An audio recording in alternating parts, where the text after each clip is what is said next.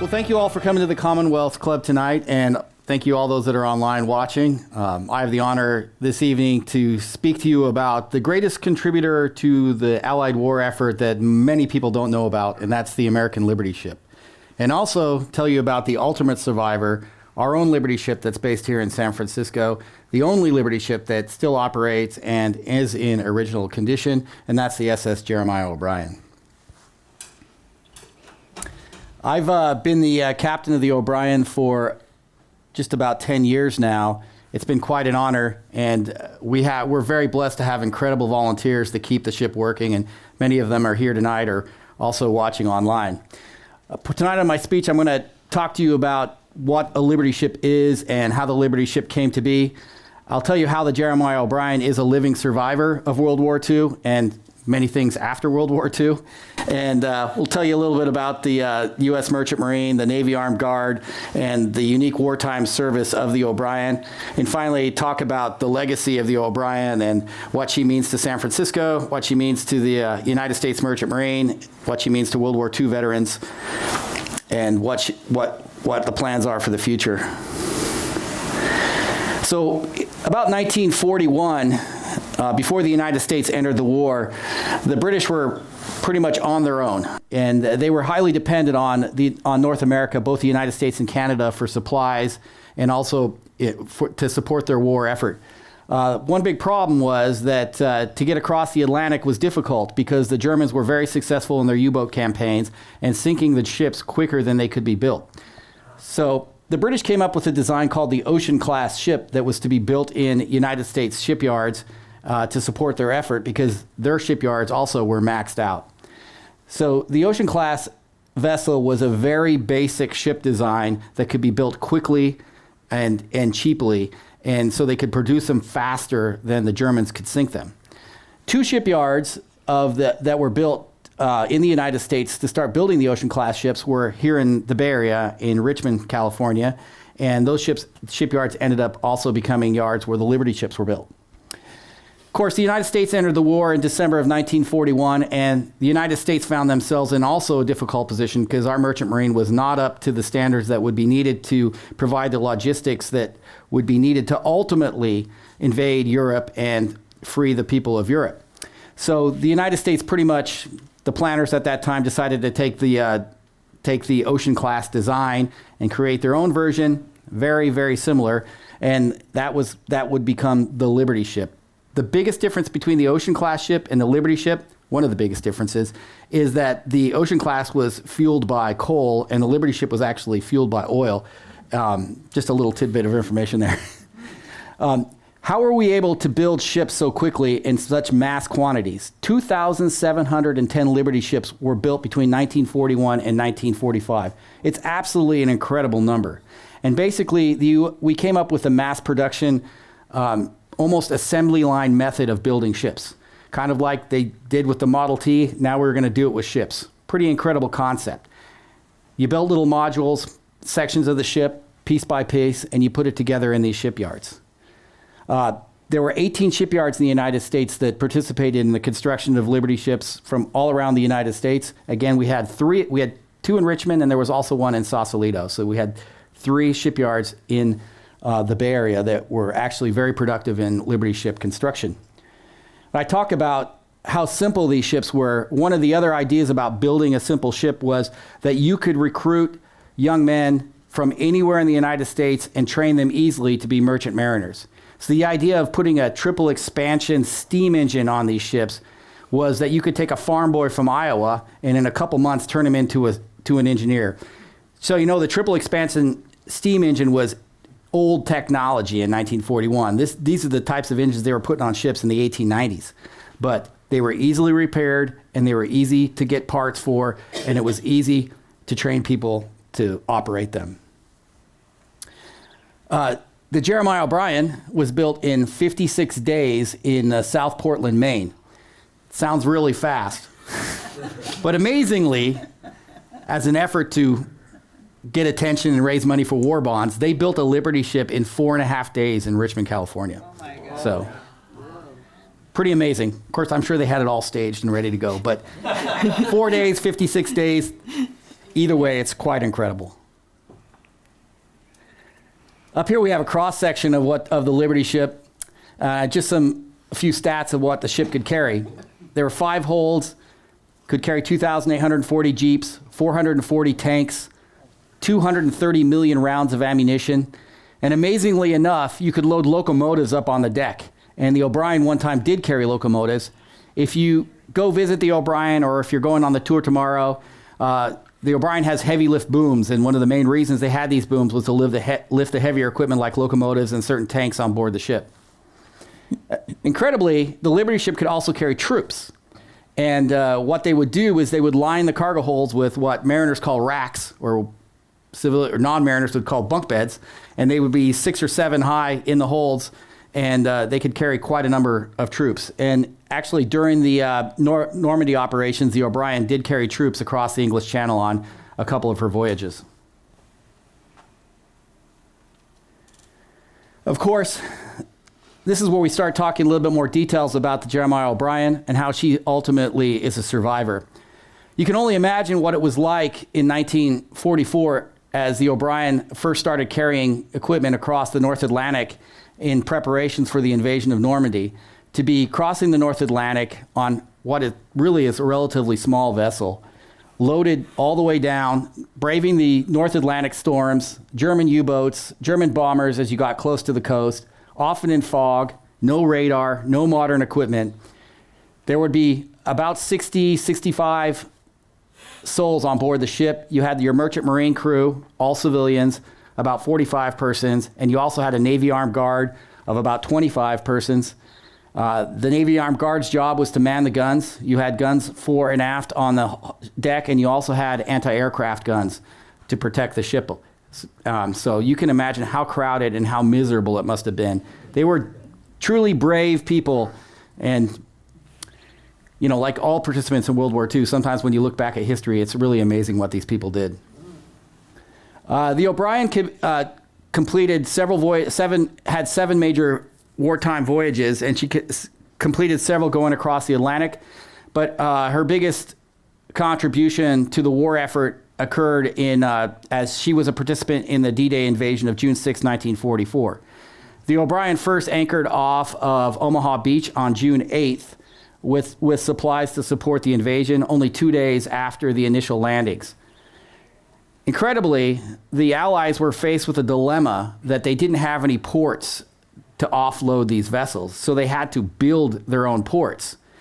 And so what they ended up doing was actually sinking ships to make a breakwater so that the ships could then have some calm seas to offload. They would bring tenders aboard, next to the Liberty ships, and they'd offload the cargo, they'd offload the troops, and then take them ashore. And this is one of the first, well, probably the second case where the O'Brien's a survivor, because she survived the North Atlantic voyages without being sunk by a U-boat. She also then survived not being one of those breakwaters, which she could have easily have been because she was there in the earliest days of the invasion. Just to tell you how risky it was for these sailors that were aboard the merchant ships, 733 U.S. flag ships were sunk during the Second World War. Over 9,000 mariners died. The U.S. Merchant Marine had the second highest casualty rate of any service in the war. The only one that had a higher was the 8th Air Force, which bombed Germany during the latter years of the war.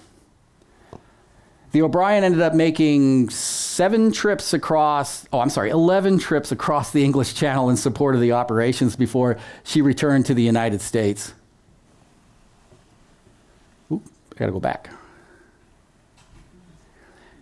The last voyage the O'Brien took in the war, she ended up moving to the Pacific. She took a load of about 10,000 tons of bombs to New Guinea in preparation for the invasion of Japan that never happened. When she got to New Guinea, nobody knew she was even coming, or that they weren't even prepared to offload the cargo. It's an incredible story, but not enough time for that today.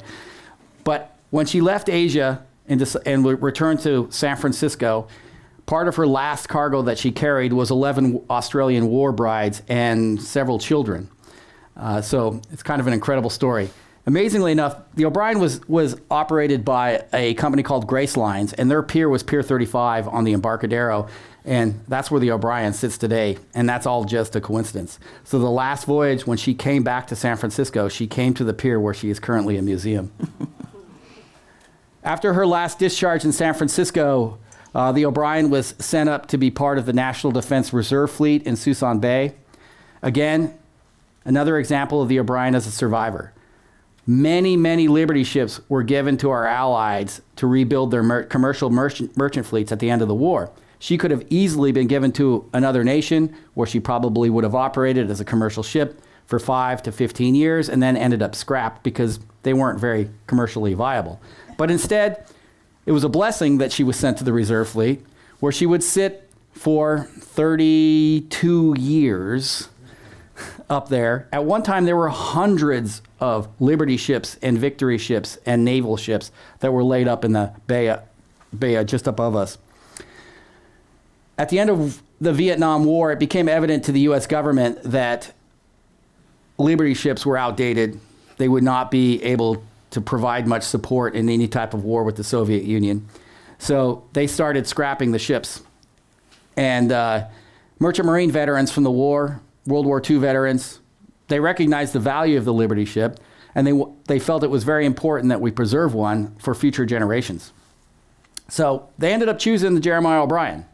And it was an easy choice because, one, she had such a notable history compared to some of the other ships, and also because she was in original condition. Mm-hmm. So if you're going to build a museum, you want a ship that's got the history, and you want a ship that's got all the parts that were there originally.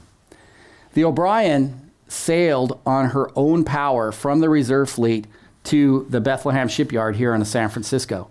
That's an amazing thing to think about, that these men who were mostly becoming retired at that time, World War II veterans, were able to fire up that engine that had been dormant for 32 years so the vessel could sail under her own power.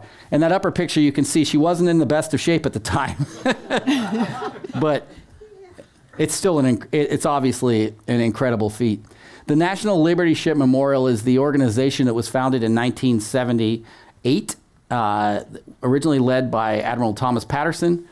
And that organization today is still the organization that runs the Jeremiah O'Brien. She entered the shipyard, as I said, here in San Francisco, and she came out of the shipyard like new and perfectly preserved, and she went on her first public voyage in May of 1980 on what we have always called our memorial cruise to honor our veterans, and she will go again here in a few weeks in May, late May, on her annual memorial cruise. Important thing to point out is over all these years, the O'Brien has been preserved by volunteers. And it's now generations of volunteers because obviously the World War II generation is gone. And now we have probably our third round or third generation of volunteers that come and support the vessel. The biggest event that has occurred for the O'Brien in her time post-war occurred in 1994. Those World War II veterans thought, what an amazing thing it would be if we could bring the O'Brien back to Normandy and back to Europe one more time to celebrate the 50th anniversary of the D-Day invasion. It's affectionately known as Voyage Number 8. There were 6,400 approximately vessels that participated in Operation Overlord, and the Jeremiah O'Brien is the only one of those vessels that returned to Normandy in honor of the Normandy invasion. Great picture of her there in London. She toured Europe, England, France. President Clinton came on board. And I love that picture because it just shows you how important the ship was to the U.S. war effort, that the President of the United States came on board the Jeremiah O'Brien. The average age of the crew was 70 years old. And some great stories, and you can only imagine what a magical event that must have been for those men and women at that age to go back on that ship and look back on their life and their accomplishments and to have that one last voyage on the Jeremiah O'Brien. She left San Francisco on April 1994, and she returned in September of that year. One more survivor story about the O'Brien. A day that I will never forget. In the depths of COVID, in May of 2020, May 23rd exactly, I received a phone call from our general manager at the time, basically telling me that the ship is on fire. And then I started to get phone calls from some of my pilot friends, because I'm a San Francisco ship pilot, and they were out on one of our pilot boats, and they thought the ship was on fire. In fact, that upper picture was taken from the pilot boat operator. So of course I was panicked, and eventually it became clear that the O'Brien itself was not on fire, but Pier 45 was. And we were incredibly blessed by the efforts of the San Francisco Fire Department to save the ship. It was pretty clear to the department that there was nothing they could do for Pier 45, but saving this national monument was very important. Later that day, early that afternoon, when things were still hot, I was one of the first people, Phil right there, I were the first non-firefighters to walk on board the ship, and I can confidently say that he and I expected the worst, and we were kind of stunned at how the ship survived. I mean, we had some melted paint, we had some things that we had to take care of, but she truly was a survivor from that event. The O'Brien now is at Pier 35, as I said, on the Embarcadero. She was moved there for a few reasons: the fire, plans for the Fisherman's Wharf, but that is our new home. Beautiful setting there and great views of San Francisco. The future of the O'Brien is difficult, sadly. And, just to be honest, the reality is that we are an operating museum ship. There aren't many operating museum ships, definitely not of this size. And to keep her operating, we have to meet regulations, and those regulations get more expensive all the time. She has to dry dock once every 5 years, and an average dry dock now will cost us about $2 million. But she remains cruising. Like I said, we plan on getting underway in May, and she's a very important part of our World War II legacy here in the San Francisco Bay Area, and of course for the rest of the country. She provides a platform for students and teachers and Sea Scouts and Boy Scouts and young people to learn about the history of World War II. It's a very incredible museum. You can really touch and feel history when you go aboard the Jeremiah O'Brien. And hopefully that'll inspire future generations to learn about World War II. As we get further and further away from World War II, things tend to be forgotten, and it's very important to have tangible monuments, tangible museums available for people to experience the war, or the history of the war. Sorry. Again, thank you so much for coming this evening. I look forward to answering any questions about the O'Brien that you might have after these wonderful women give their presentations. So, thank you.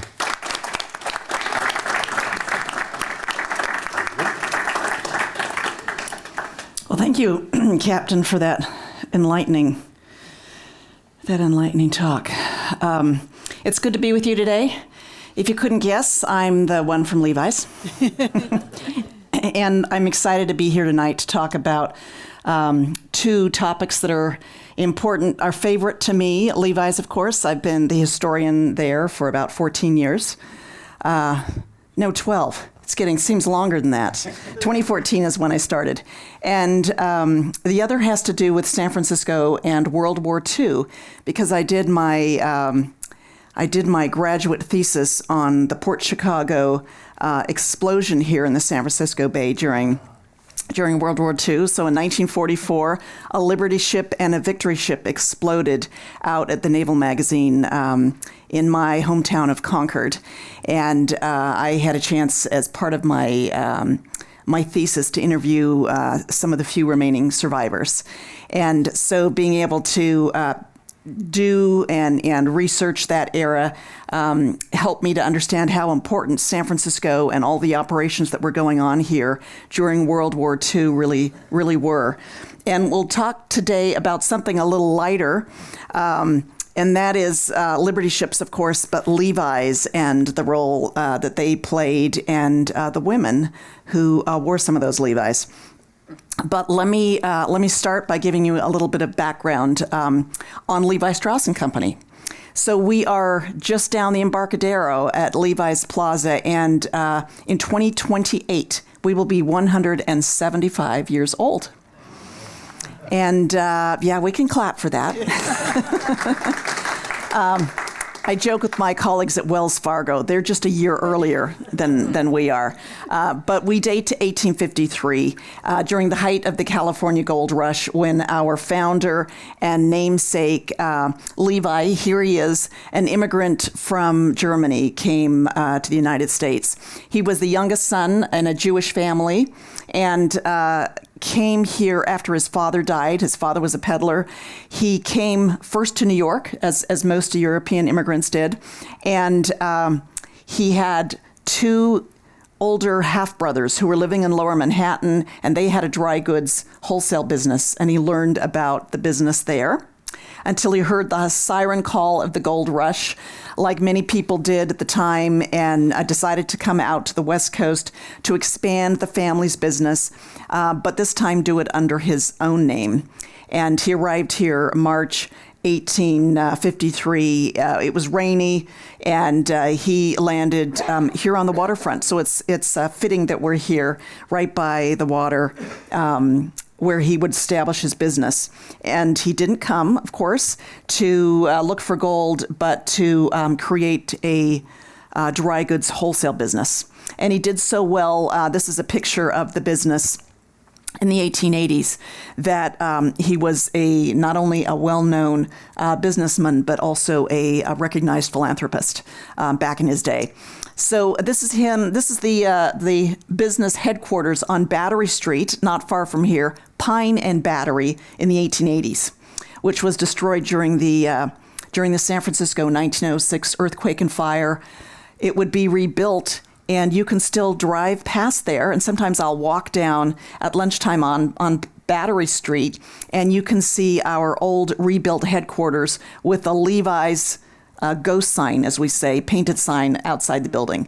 We outgrew that. We were temporarily in the Embarcadero for a while, Embarcadero 2, until we built our headquarters at Levi's Plaza. And it was this wholesale business that Levi would kick off that was successful enough that he had a crew of salesmen who would go all the way up to the state of Washington and Oregon, working with retail customers, as far south as Arizona and New Mexico. And of course, we're on the Pacific, so there were customers for his wholesale goods as far away as Japan, Hawaii, and even Australia. But it was a retail customer who was closer to home, that would allow Levi to manufacture his own products for the first time. He was importing them, and also would eventually change the course of his business. And that was a customer from Reno, Nevada. He was a tailor, and he'd come up with a tiny but important innovation that would change our business. And that is a little tiny piece of metal that was added to the pockets of a pair of pants that we still have today here. And those rivets, those tiny rivets, were added so that they could strengthen the garment. They were work pants. And this was at a time in Nevada, Reno. The Comstock silver lode had been discovered in Virginia, and there were lots of folks who needed tough garments.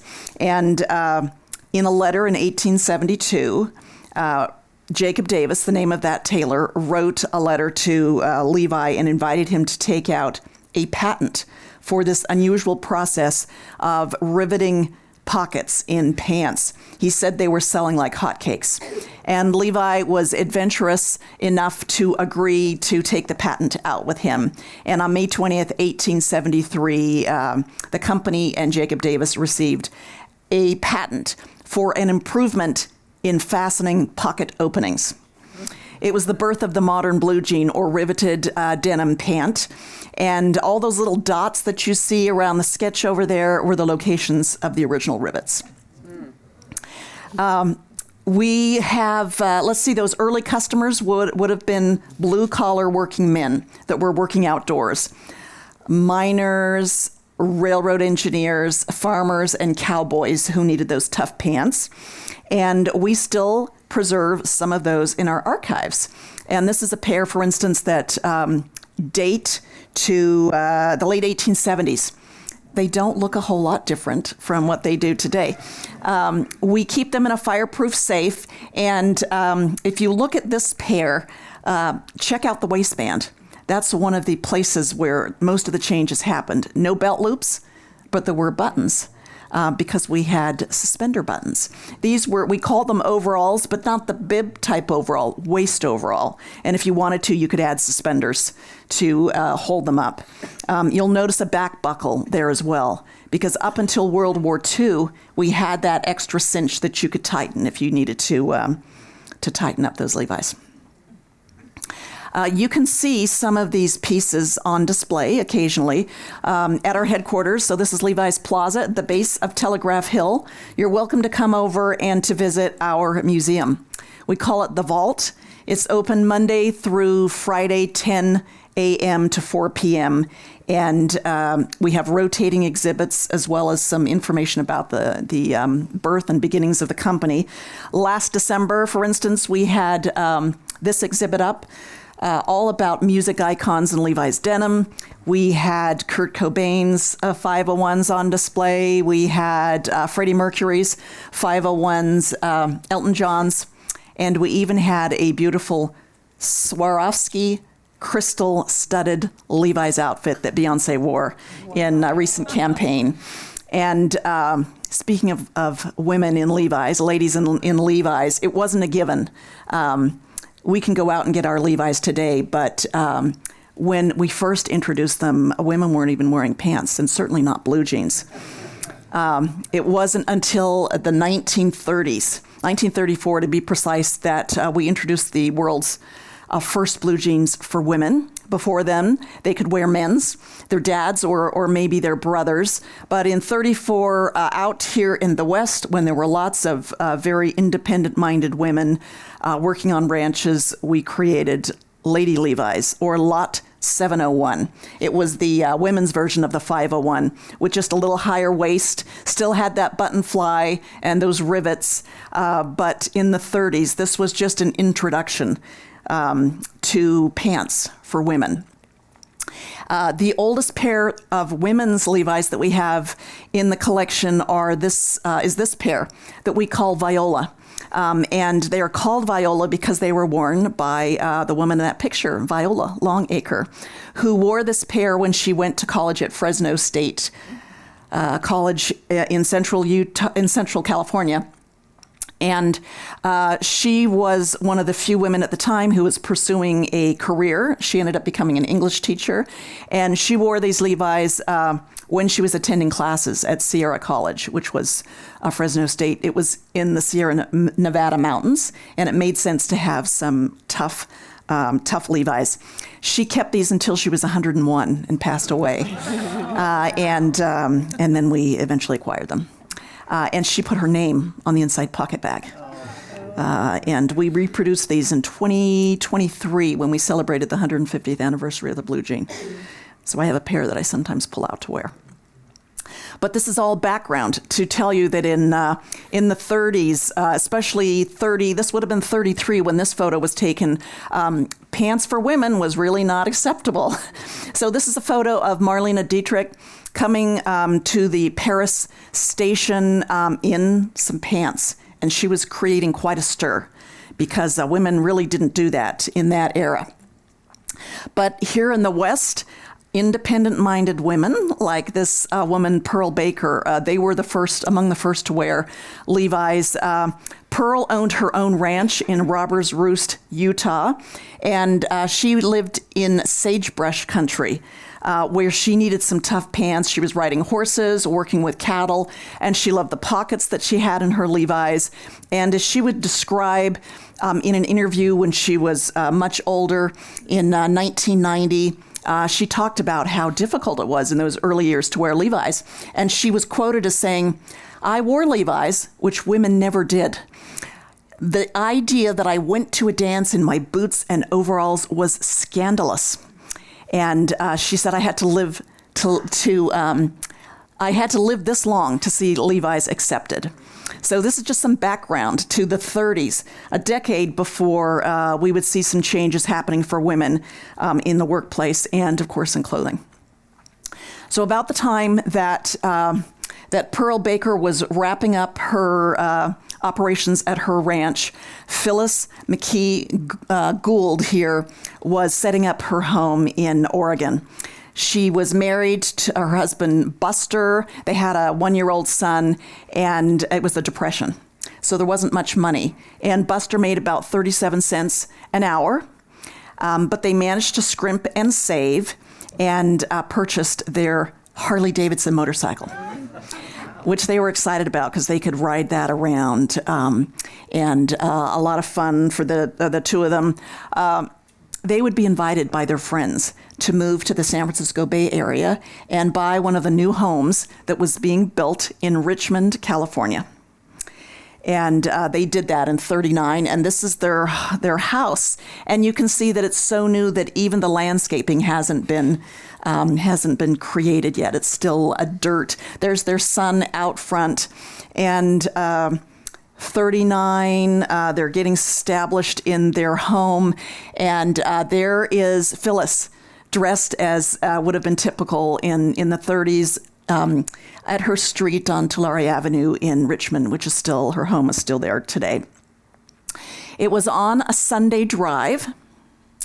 Well, let me back up and say that in 39 and certainly early 40s, Richmond is becoming a location for shipbuilding. There's an early shipbuilding location. At least 1 to 2 shipyards are being built. This would be the location, we've heard from our captain here already, this would become the largest shipbuilding complex in America. A total of 4 shipyards would be operating in Richmond, but not until 1942. And it was in December 1941 that Phyllis and her sister Marion, over on the right with Phyllis's husband Buster, they're out on a Sunday drive and they hear about Pearl Harbor. And Buster decides that he wants to get work as a welder in the Richmond shipyards. I'm sure they felt this sense of patriotism and wanting to help the country. So he has this idea in mind, and Phyllis says, I think that's a great idea. I want to do the same thing. Well, he wasn't too excited by that idea. Buster would go out and train and get a job with in welding with the Boiler Makers Union, but it wasn't so easy for Phyllis. She trained as a welder. Then she took a bus to Oakland to a hall where they were doing hiring, and they told her, we won't hire blacks and we won't hire women. She wasn't deterred. She went back the next day. This time they told her the same thing, but they said she'd have to join the Boilermakers Union. And so she went and having joined the union, went again to apply, was denied. But that same day, somebody heard her and told her to go upstairs and apply again. And this time she got a job. And guess what? Henry Kaiser had taken over the shipyards. And the shipyards had received an order for Liberty ships. And they needed a workforce. And they were open to hiring women and blacks. And so Phyllis was ready to join the workforce, but she wouldn't wear her suit that you saw her standing in front of her house with. She would go and get a pair of Levi's. I don't know where exactly, but during World War II, they were not easy to come by, and she may have gone to Berkeley nearby where you could go to the men's store and you could get your Levi's, but they were in short supply. And so when stores like Lee's Menswear on Shattuck Avenue were having a sale, they'd post it in their windows, and you were limited to 1 pair each. And you can see the lineup coming out the door.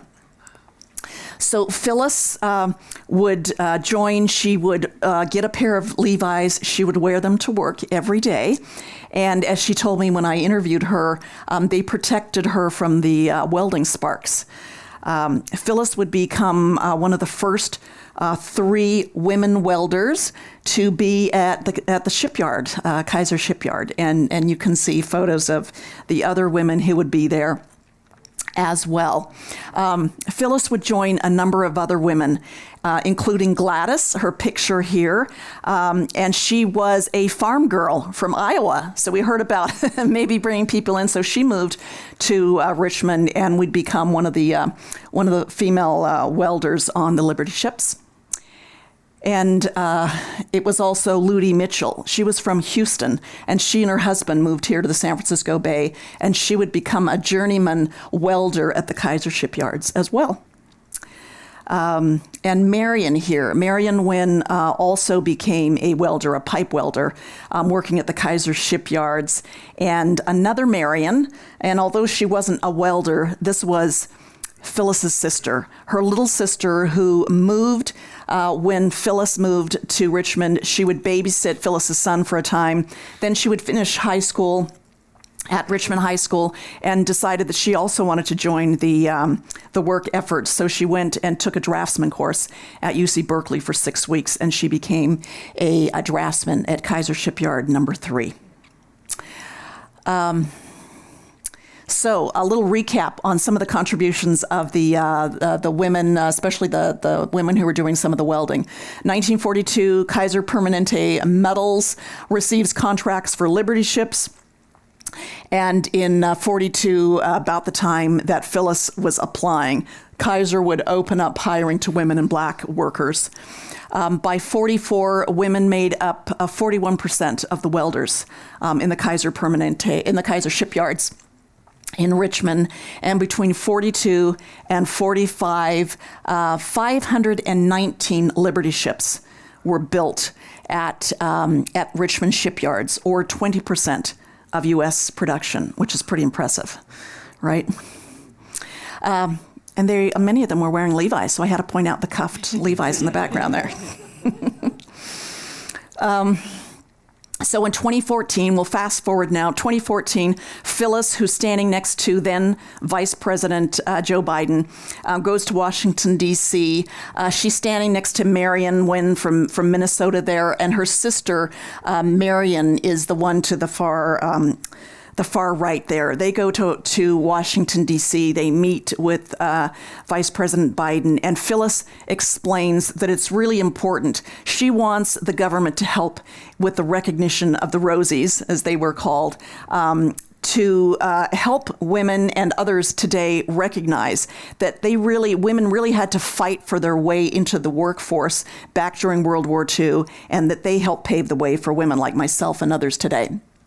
That was 2014. 2016, 2 years later, that's when I got a chance to meet Phyllis and her sister. That's Phyllis on my right. And we were gathered in Richmond for the Rosie the Riveter gathering. We were trying to break the Guinness Book of World Records to have 1,000 women dressed as Rosies, which we did. There were 1,000 of us. I brought my daughter and her friend. We were all dressed in our Levi's or coveralls, and we had our red scarves as well. And it was just this feeling of sisterhood, right? Seeing everybody. Here's another of the pictures that I snapped that day. When I was driving over, one thing I remember is there was a woman dressed, she was riding her motorcycle over there, and we just looked at each other and we just went like that. Yeah. So just 2024, so just a couple of years ago, the remaining women who could make it made the trip back to D.C. because they were receiving, for the first time, a Congressional Medal of Honor. Sadly, Phyllis had passed a couple years before, but thankfully, because of her efforts and others, those women received recognition. And you can see some of the ships in the background on that Medal of Honor, recognizing their contributions between 1942 and 1945. And we're lucky today to not only have stories of these women, the Levi's products that they wore, but also the Jeremiah O'Brien, which is, a living memorial to all that happened during World War II here in the San Francisco Bay.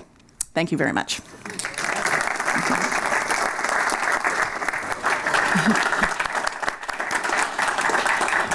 Oh, that was fantastic. I almost feel guilty that my name is Lee. So innovation thrives on time travel. So I built myself a time machine. I became a geologist. And it transported me millions and billions of years into the past.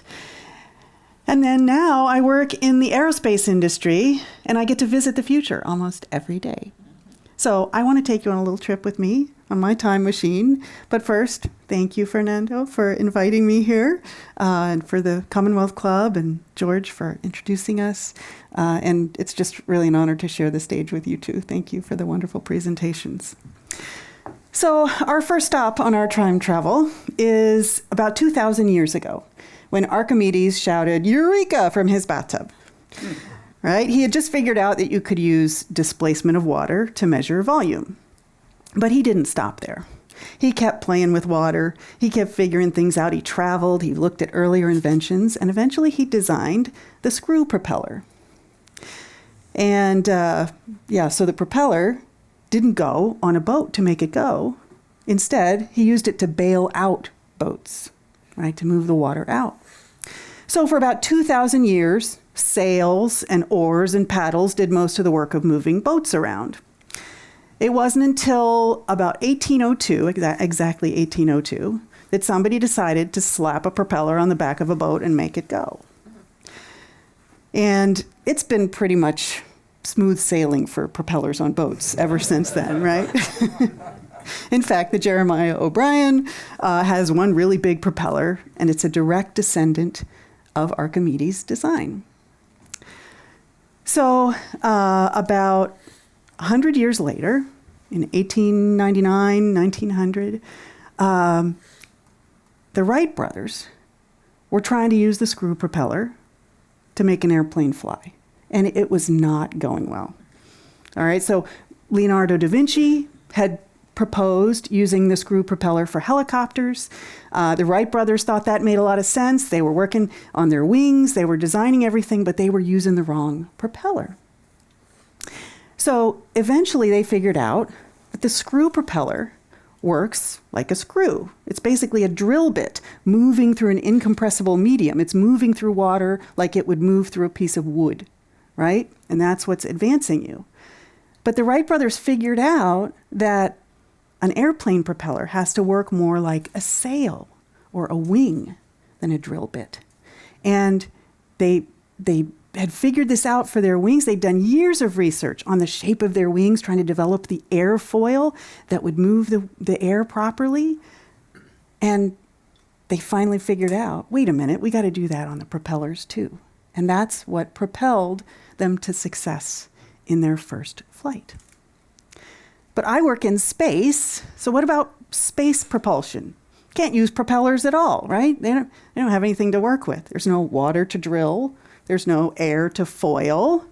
You're just going, no way to change your velocity or direction.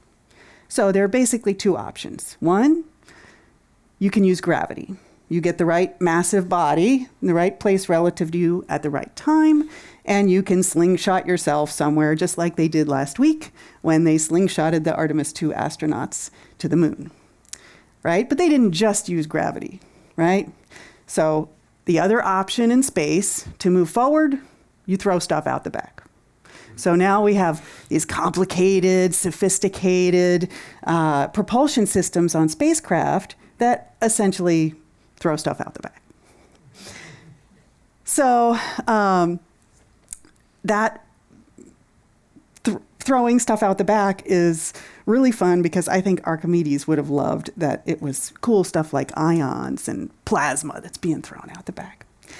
But thinking about Archimedes, thinking about space, made me wonder, why did it take 2,000 years for a propeller to go on a boat? I mean, Archimedes had the right design already, right?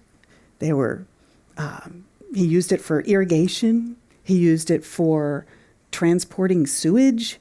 He used it for bailing boats out, but he didn't put it on the back of a boat. It took steam power coming along and changing the equation. It doesn't make any sense to hand pump a propeller. It's way more efficient to row right? And sails, when there's wind, they do a fantastic job. So it was about the power source that would drive the propeller. And circumstances are always changing like that, that allow old inventions and old ideas to have new opportunities to be relevant again and again and again. And so it's incumbent on us, it's our responsibility to preserve the history of these old inventions. Thank you both so much for talking about all of that. So that future generations and we can be looking for those opportunities and capitalizing on them right away when circumstances change. So that's the end of our little pilgrimage of propellers. But I want to make one more stop, and that is going to the Liberty ships during World War II. At that time, my grandfather was an engineer working in the steel industry, and he was transferred right here to San Francisco, and he and his family were put up, including my dad, in an apartment in the Clift Hotel, where my mom and I get to stay tonight, so really, really fun. And he was brought on to work on the design for the Liberty ships, what would become the Liberty ships. And the goal was to take the Ocean Class, the British supply ship, and make it cheaper, faster to build, with less material and with less skilled labor, right? And they just knocked it out of the park on all of those things, right? By the end, they were taking out 1, 2, 3 ships a day off the lines, and things were going great. But my grandfather wasn't happy. There was something wrong, and he took his job very seriously. So, for context, when he was a child, his mother and her 7 siblings got together and they decided that they would pool all their money and they would pick one from their many children who would go to school and go to the city and go to school past the 3rd grade. The rest of all the children would stay in the coal mines or doing work supporting the coal mines. So my grandfather was the one they selected, and he understood the assignment. He worked hard, he became an engineer, and he was firm on engineering standards. So the family story goes that he found this problem with the design, and he took it straight to the admiral in charge. And it was bad news that the admiral did not want to hear. And he said, "If you show this report to anybody, I'll have you court-martialed." My grandfather was like, "Well, you can't court-martial me because I'm a civilian." To which the admiral replied, "Well, then I'll have you shot." Welcome to 1942. In the end, nobody shot my grandfather, but he's long gone now. When I learned that story, I wished I could ask him, what was the problem? That part of the story didn't come along. What was in that report? Did you show it to anyone else? Did he anticipate that there was a problem and that these ships were susceptible to catastrophic failure? Because they were. So they were coming off the line, record rates of production, but also they were sinking at record rates, right? So sometimes they sank because the German U-boats, they were easy targets, but often they sank because they broke in half on the sea. So why were they cracking open? To solve the mystery, they called an award-winning scientist named Constance Tipper, and she cracked the code. So the Liberty ships were the first ships to be welded on the hull instead of riveted. So we got to hear about how rivets hold genes together. Rivets also held ships together for a long time. But you can weld a ship 20 times faster than you can rivet it. And that was the goal. The engineering design, the goal was do it fast. And so all these mechanisms that my colleagues here talked about were put in place. And when you have welding, a crack that forms can go all the way around the ship without a rivet to stop it, and the ship just breaks right in half. So she figured out, people were saying, well, this is the welds. It's the welds. They're cracking open. But she figured out it was actually the quality of the steel that was being used, right? And so they had, in order to make it cheaper, they had used less expensive steel, which saved money. That was the goal, make it cheaper. So they, she figured out that there was a test she could do to determine at what temperature would the steel become brittle. And that test, called the Tipper test, is still being used in shipbuilding today to determine what steel. And as Sivan mentioned, the Liberty ships often took the northern route in the North Atlantic. And she said, this steel on the Tipper test doesn't go that far north. It can't be that cold or it'll keep breaking. So either you should change the quality of the steel you're using or you should reinforce the hull. And so they did a little bit of both. So preserving the unanticipated consequences of your engineering decisions is a key success factor in engineering, right? So anticipating, mitigating, really getting a good sense for what it means to drive toward an engineering goal. What are the requirements? And then what are you ignoring as a result? And out here, there are a lot of lives lost. There are a lot of supplies not getting delivered, right? So whether it's preserving the history of old inventions for new opportunities or preserving the memory of unanticipated consequences, unintended consequences for engineering design, we need to have time travel. We need to be able to remember the stories of the past for future generations. So the O'Brien is a time machine. It's your time machine. Every one of us can travel to the past by visiting and supporting the museum.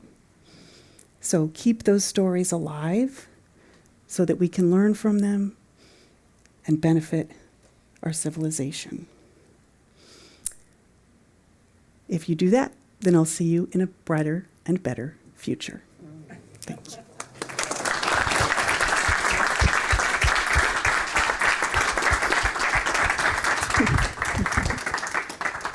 Who wants to be the first one to enter the future and ask a question? They know all the answers. Spoken like a true humanities person. For the last speaker, could you say a little more about what happened with your grandfather's, the content? Was that his discovery, that weakness in the metal, or?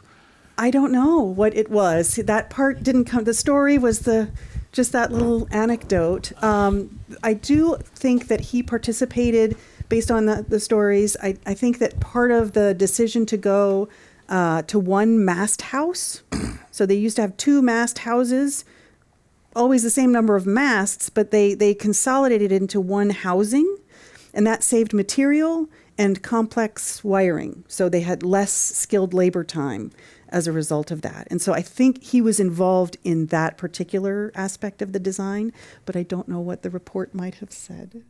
I'll follow on the brittleness, connection with the temperature of the steel hull and things. I'm from Belfast, the home of the Titanic. Yes. And it was all right when it left here. That's a joke, by the way. Or built by Irishmen, driven by Englishmen is another joke, right? She was fundamentally flawed in the sense of the bulkheads did not go all the way up, right? Mm-hmm. I think a lot of people don't really understand that, but there was a real sense that they used cheap rivets, right? And just as you remarked that the colder the temperatures, the more brittle they become. And when she hit the iceberg, it just buckled her plates, right, completely. Yeah. So maybe some people know, maybe some don't. Go and watch the movie. But my point was with relating to the O'Brien, because I used to be a proud and former member of the O'Brien, right, for 5-6 years ago for a while. But she's coming up for another dry dock, about another year, 2 years, I think. 2 years. 2 years, right? Big deal. Every time she gets plates, right, she's there, and So what's the state of her like now compared to maybe what she needs to be when she gets, hopefully, her next dry dock? Like, what is the current condition of the steel on board? Her plates, the steel. I mean, I think that I can only speak broadly that over history that steel has held up incredibly well on her. She is, I'm pretty sure that she was one of the vessels that was built differently after the errors that were discovered. But before every shipyard, whether it's a commercial ship today or a museum ship, we have to do gaugings of the steel thickness all around, and there's always places that they have to replace steel, which is expensive. I don't know what currently she is. Last shipyard, we had to do some rivet repairs because she has both rivets and welding. So it can be very expensive as a person that, whether you own a shipping company or you own a nonprofit that owns a museum ship, you don't want to hear about weak steel. They'll have you. And it's usually in places like, we're doing a lot of tank inspections right now that are being mandated by regulators, and the specific reason for that is because a lot of these tanks no one's been in them since 1943 because they've had oil in them, which is a good thing because a tank full of oil doesn't rot, but they're making us inspect them because of specifically what we're talking about. Yeah. Right, so we have time for one more question. Oh boy, the pressure. Well, first I'd like to say each of you did an excellent presentation. I mean, oh my gosh, very wonderful. But I have to go back to the Jeremiah O'Brien, and I don't know if there's a real answer to this, but okay, you've got a Liberty ship, and now you've got a convoy going across the Atlantic. Is it, 10 Liberty ships, and what is the entourage? Isn't the word the who's traveling? You know what I mean. Yeah. So we have an amazing display on that in our museum. And we actually have a game that when scouts come and stay on board the O'Brien, they get to play a convoy game that a previous volunteer created. But anyways, the concept was because it became pretty evident to the Allies by 1943 that the ships that were getting sunk were usually the loners out there. So the idea, especially for the North Atlantic, was to create these convoys, large convoys. So you're talking 30, 40 ships carrying stuff across the Atlantic, and they would have a barrier of destroyers that would surround them, that would protect them from German U-boats. That was the general idea. You also usually wanted to put the oilers, the tankers, inside the convoy because they were more susceptible. It was a very complicated system, especially when you think about the technology at the time, because you didn't have radar. You didn't know where your other convoy mates were other than visually. So if you got in fog, you may plow right into one of your mates in the North Atlantic. And in the history of the Jeremiah O'Brien, there's some great stories in there about those convoys and how tense it was. And they were doing all the signaling by flags, so visibility was incredibly important. But it was the North Atlantic convoy system that really was a big factor in turning the tide against the German U-boat campaign. But the convoys were very large.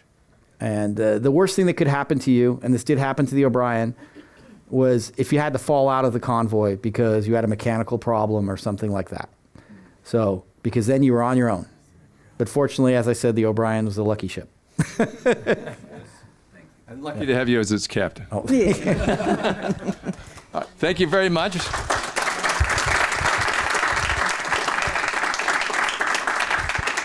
And so ends another event in the 124th year of enlightened discussion at the Commonwealth Club, World Affairs, California.